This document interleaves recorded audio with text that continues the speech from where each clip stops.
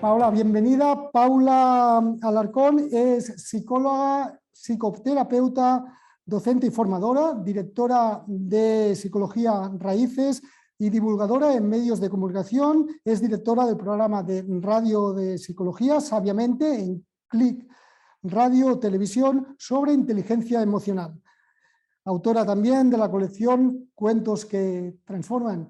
Pues con todo este currículum supongo que nos vas a hacer una gran ponencia. Tienes la palabra. Muchas gracias, Jordi.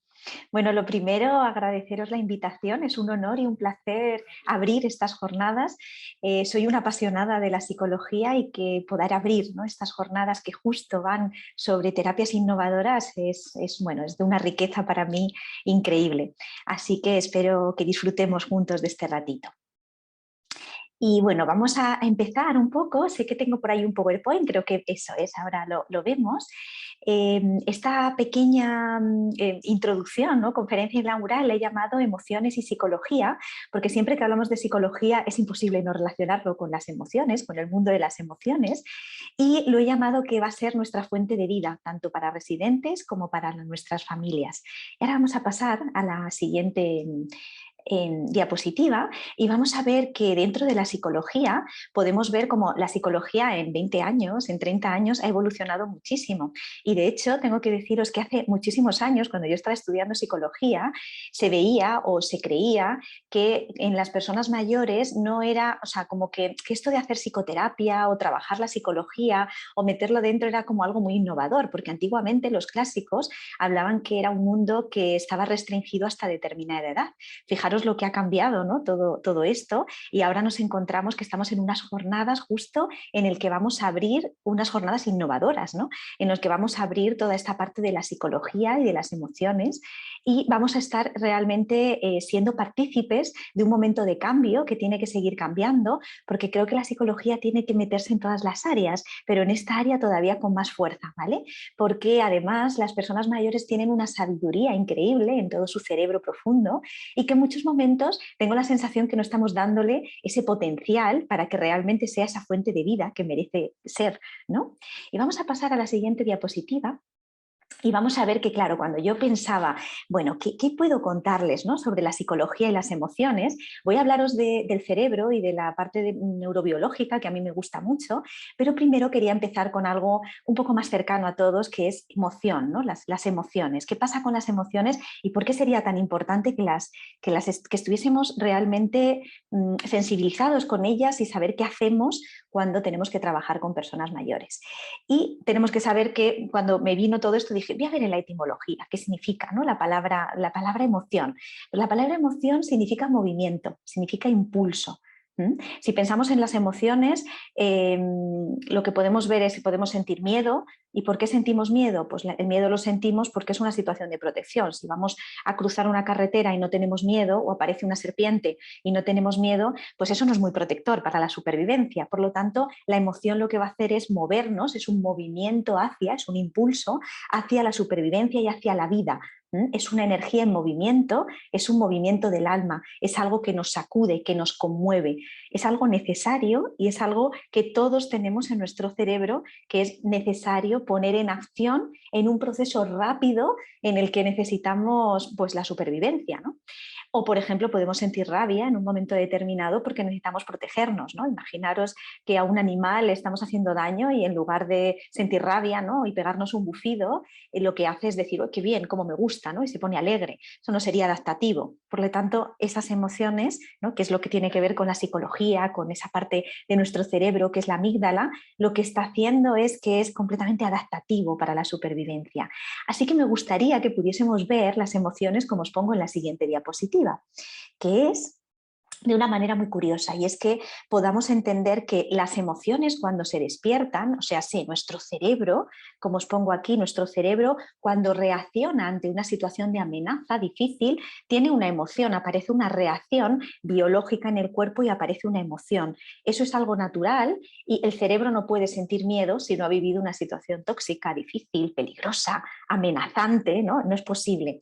Esto ocurre de una manera natural al medio ambiente. Entonces, cuando el cerebro ya ha vivido esa situación difícil, complicada, puede ser del momento presente, puede ser del pasado, ¿vale? Nuestros mayores tienen ahí muchas historias que han vivido en la guerra, ¿vale? En situaciones muy complicadas, y puede que no sea del momento presente, sino que viene del pasado, pero sí que lo que hace nuestro cerebro es que reacciona ante una amenaza. Y esa reacción ante la amenaza es algo natural, que el cerebro, cuando ha reaccionado ante esa amenaza, lo que necesita simplemente es vivir esa sensación, dejar que la energía que se ha atrapado en este cerebro profundo haga como una especie de curva y haga como en esa imagen que veíamos, como si fuese de un gusano a una crisálida, a una mariposa. O sea, que las emociones habría que verlas como algo natural, que al principio son un poco gusanos, ¿no? Que es como que no nos gustan esas emociones y tienen que ir convirtiéndose en crisálidas, y por fin, ¿no? Es como que nos liberamos de ella, porque hemos vivido una situación estresante y simplemente tenemos que estar en ellas, y ahora vamos a ver a nivel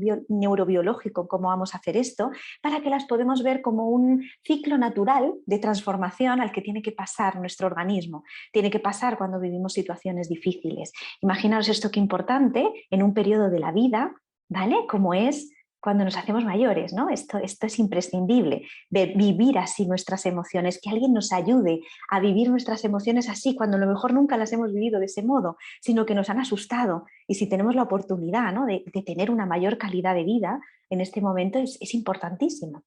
Y luego en la siguiente pantalla ya sí que os voy a empezar a hablar un poco más del cerebro. Y os voy a contar una cosa, voy a hablaros un poco sobre la neurociencia de las emociones, de cómo esto nos puede ayudar. Nuestro cerebro, yo siempre cuento que es el órgano de nuestro cuerpo más impresionante. Siempre digo lo mismo, ¿no? Porque es en el único en el que podemos ver la filogénesis, podemos ver la evolución humana en capas. Es el único órgano de nuestro cuerpo, no sé si sabríais, que está dividido en estratos, en capas, y existe como si hubiese un cerebro dentro de otro cerebro. Existen como 3 capas. Una capa más profunda, que viene de nuestros amigos los reptiles, ¿vale? Muy profunda, muy profunda. La siguiente capa, que está por encima, es de los mamíferos para arriba, y la siguiente capa es de los simios para arriba. Y claro, diríamos, ¿por qué tenemos un cerebro tan complejo y tan dividido en estratos y en capas? ¿Por qué esto es tan complejo y por qué tiene que ser así, de esta manera? Bueno, porque nos tenemos que enfrentar a un mundo realmente complejo, y como el mundo es complejo, necesitamos un órgano que nos ayude a enfrentarnos a esa complejidad de la vida, algo natural. ¿Cómo funciona este cerebro? Que muchos de vosotros y de vosotras lo sabréis. Bueno, pues vamos a centrarnos un poco en este cerebro de aquí abajo, que sería el reptiliano con el mamífero, que diríamos que es como el cerebro profundo, ¿vale? El cerebro subcortical. Este cerebro subcortical tiene una peculiaridad, y es que siempre se activa en situaciones de amenaza, cuando necesitamos automatismos, cuando hay una situación de peligro. O sea que ante la amenaza, este cerebro profundo reacciona de 3 modos, sabe reaccionar de 3 maneras. ¿Cuáles son esas 3 maneras? La primera de ellas, huye de la situación. Vemos un mamut y decimos, salgo huyendo, no puedo, ¿no?, con la situación. Vamos a pinchar, ¿no?, en un momento determinado a una persona mayor, y ¿qué hace su cuerpo? Se echa para atrás, ¿no? No quiere entrar en ese peligro, algo natural, y tenemos que enfrentarnos a eso de una manera bonita, porque en realidad su cuerpo está haciéndolo muy bien, como que bien que no te dejes pinchar, ¿no?, que no te dejes maltratar, ¿no?, de alguna manera, qué bien funciona tu biología. Porque a veces cuando estamos trabajando con personas mayores es el propio cuerpo el que nos da esa información, a lo mejor no nos están expresando cosas, ¿vale? Entonces nuestro cerebro lo primero que puede hacer en un momento de amenaza, cuando hay un mamut, es huir, que sería una defensa activa buena. Otra de las cosas que puede hacer, atacar, ¿vale? Nos enfadamos, ¿no? Atacamos, ven un mamut y decimos, uy, si puedo con el mamut, voy a por él, y reacciono agresivamente, ¿no?, en una situación. Necesito protegerme de la situación, si soy más fuerte que el depredador que tengo enfrente, voy a atacar. Y el tercer intento que tiene el sistema, el cerebro, para salir de una situación peligrosa, es el bloqueo, la muerte fingida, la parálisis. Llega un depredador, muerde a una gacela, ¿sí?, la gacela se hace la muerta, aparecen por allí las hienas y empiezan a revolotear, despistan al depredador, y entonces la gacela sale de la muerte fingida y se salva de la situación, ¿no? Entra en una situación de bloqueo que luego la libera, y es el último intento que tiene la vida para sanarnos, ¿no?, y para que no muramos, ¿no?, en un momento determinado. Entonces, este cerebro funciona así. Y funciona ante la amenaza. Si nos pusiéramos a pensar y a ser racionales en este proceso, eso no nos ayudaría en una situación de peligro. Entonces es un automatismo, es algo natural. Y esto es la psicología. ¿Qué hace la psicología? Pues la psicología lo que ayuda es a conectar este cerebro profundo con este cerebro más racional. O sea, ayudar a que podamos regular las emociones que se quedan aquí atrapadas.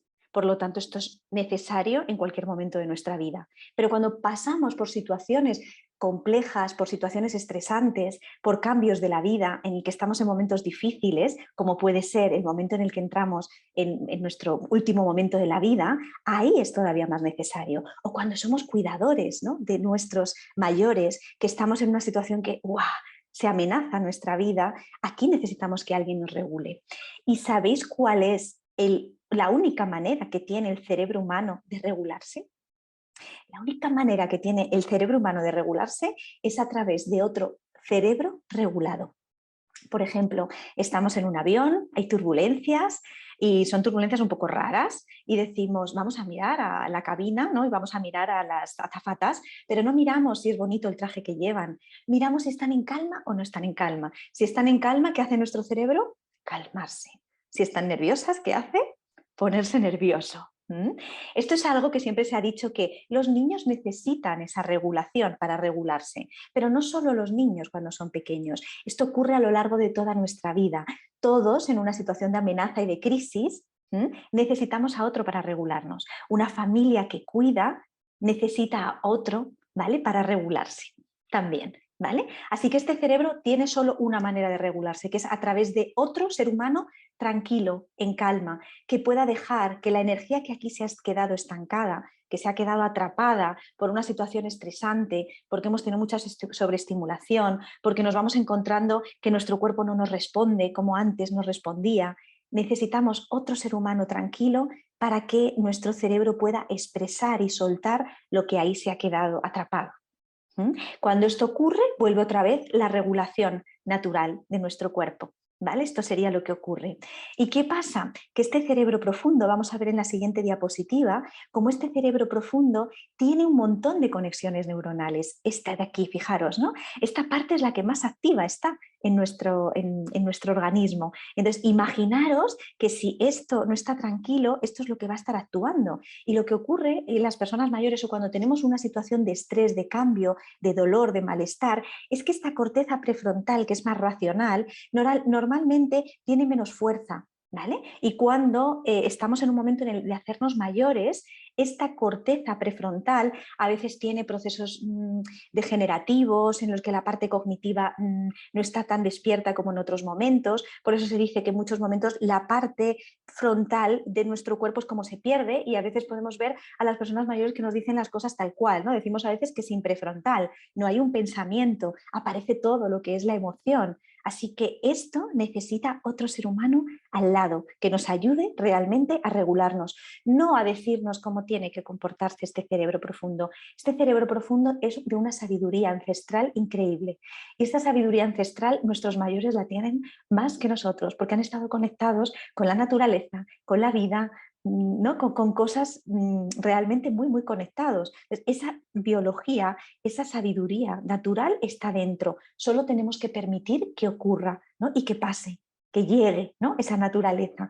Entonces, fijaros el papel de la psicología, ¿no? Si utilizamos la psicología para que realmente el cerebro de los mayores pueda estar regulado y podamos hacer las conexiones con estas tres partes. Y esto me viene también a pensar todo el rato todo lo que tiene que ver con la neuroplasticidad. En la siguiente diapositiva os pongo una imagen de qué es la neuroplasticidad.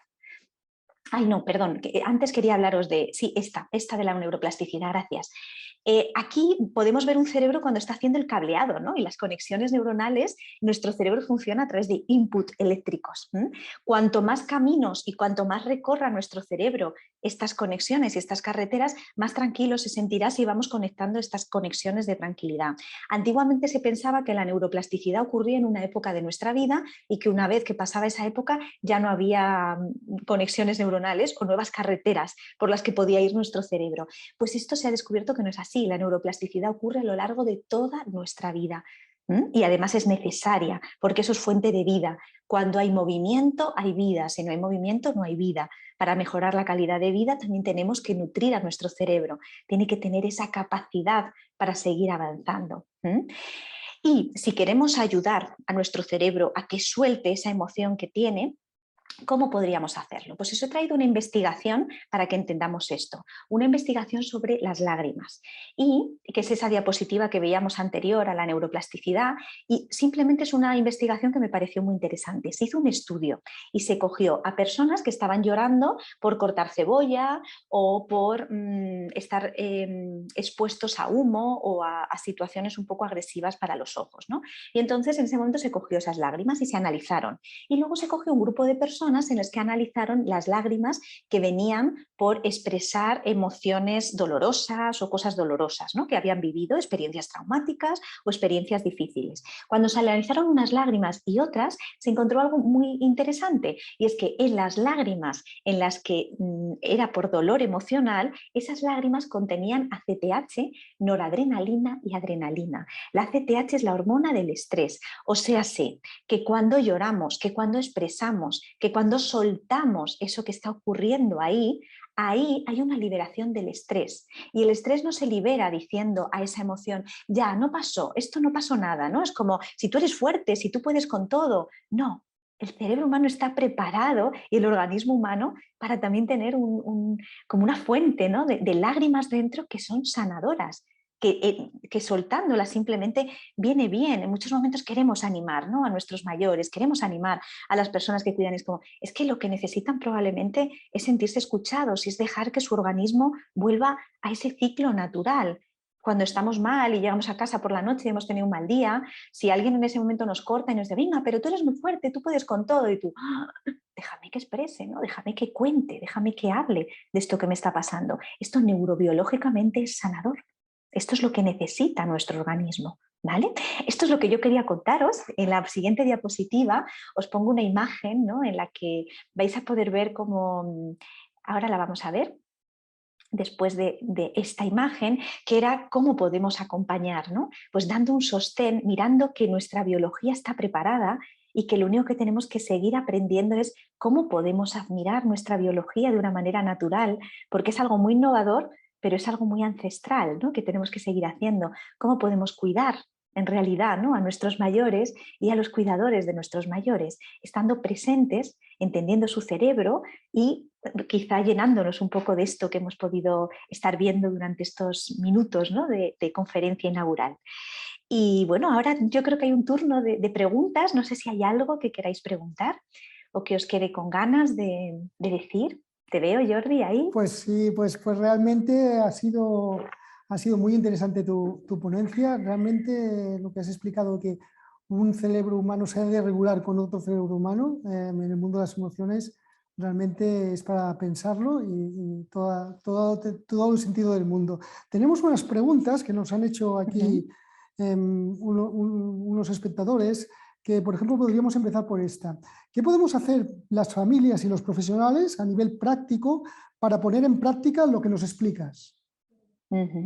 Bien, yo creo que esto es una pregunta muy interesante, porque aquí nos ponemos a hablar los psicólogos, ¿no? De estas cosas emocionales, y es como, bueno, vamos a ver cómo traemos a tierra esto, ¿no? Como he explicado un poco, ¿no? Lo he ido explicando un poco, pero es que si nos llega realmente una persona, ¿no? Una persona mayor que está mal, que está contándonos su vivencia, su historia, y hay momentos que a lo mejor nos cuenta algo que decimos, a ver, no puede estar mal por esto que le ha pasado a las pastillas, ¿no? Vemos que la emoción es un poco que supera a su cuerpo, ¿no? Es como, es demasiado grande, y que diríamos que no es como proporcional a lo que nos está contando. Hay veces que esto ocurre, ¿no? Que realmente diríamos, mira, es que está como demasiado agobiado por algo que no es. Cuando eso ocurre normalmente es porque esa experiencia emocional que está expresándonos nuestro mayor, tiene que ver con otra experiencia que no es esa, pero luego pues no sabe decírnoslo. A lo mejor le ha pasado algo por la mañana, a lo mejor se ha acordado de una experiencia dura y traumática que tuvo en su vida, y lo ha proyectado, lo ha desplazado a las pastillas, ¿no? Y nosotros nos centramos en el momento pastillas, ¿no? Ahí como diciendo, pero a ver, venga, vamos a ver, ¿no? Ahí lo que podríamos hacer es simplemente escuchar y dejar que la persona cuente, pero de una manera admirando y sabiendo que su cerebro va a llegar a eso, sabiendo que está en gusano. que se va a convertir en crisálida y que posteriormente será mariposa y que no necesita nada de nosotros. Nada es presencia, que es de las cosas más grandes que podemos dar a otro ser humano y que a veces es tan difícil, porque lo que tenemos que hacer es no hacer nada. Porque cuando no hacemos nada, ¿sí? No, perdona, Paula, pues continúa. Ay, disculpa, ¿hay algo? No, continúa, que nos acaba de llegar una pregunta para ti. Vale, otra pregunta. entonces en ese momento es como intentar que realmente la persona confíe en su propia sabiduría de su cerebro. Su cerebro es orgánico y sabe hacer eso. Y yo solo tengo que admirarlo y dejar que ocurra. El cerebro es tan complejo que a veces solo podemos observarlo, porque lo que ocurre ahí no vamos a saber qué es. ¿Vale? Imaginaos que un niño nos dice, tengo mucho miedo, pues deja que salga el miedo, eso es una memoria, ya pasó, deja que ocurra, deja que pase, aquí estamos juntos, deja que se exprese, sabiendo claramente que eso es pasado y que ya le pasó. Quizá eso nos ayuda. Perdona, Jordi, sí, adelante. No, pues la pregunta que nos había llegado y te he interrumpido antes es, ¿usted no cree que las emociones de la persona se crean en el sistema educativo actual? ¿Que hacemos algo en el sistema que ya generamos emociones? Pues yo creo que sí, ¿vale? Que efectivamente tendremos que ver cada caso, pero efectivamente las emociones tienen que ver mucho con muchas de las cosas, de las experiencias que hemos vivido, ¿no? O sea, en realidad vamos reaccionando por las experiencias que hemos experimentado y en muchos momentos eso justo, ¿no? O sea, hay cosas que no tienen que ver con el momento y según nos hayan transmitido, si esas emociones son naturales, si no lo son, si está bien reaccionar de una manera o de otra, vamos a hacerlo de una manera o de otra.